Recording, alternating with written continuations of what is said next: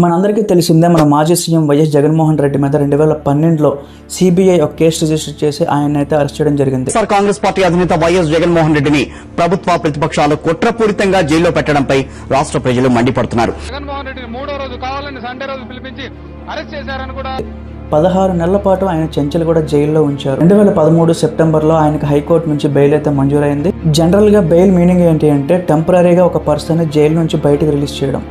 అది కనీసం ఒక 3 సంవత్సరాల వరకు మాత్రం ఉంటుంది. కానీ మన జగన్మోహన్ రెడ్డికి మాత్రం అది 12 సంవత్సరాల వరకు కంటిన్యూ అయింది.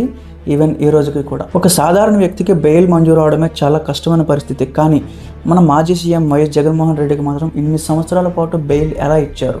ఈ బెయిల్ ఇచ్చిన తర్వాత కూడా కొన్ని కండిషన్స్ అయితే ఉంటాయి. ఫారెన్ ట్రిప్స్ వెళ్ళకూడదు, హైదరాబాద్ టౌన్ బయటకు వెళ్ళకూడదు, ఇట్లా కొన్ని కండిషన్స్ అయితే ఉన్నాయి. బట్ జగన్మోహన్ రెడ్డి గారు కొన్నిసార్లు వాటిని క్రాస్ చేయడం కూడా జరిగింది. ఈ కేసు అయితే ఇంకా విచారణ జరుగుతూనే ఉంది. రేపు పొద్దున కన్ఫర్మ్ అయితే మాత్రం మళ్ళీ జగన్మోహన్ రెడ్డి గారు అయితే జైలుకి వెళ్లాల్సిన పరిస్థితి కూడా వస్తుంది. జగన్ గారు నిజంగానే 1500 కోట్లు స్కామ్ చేశారు అనుకుంటున్నారా? నిజమేంటో అబద్ధమేంటో కామెంట్స్లో చెప్పండి.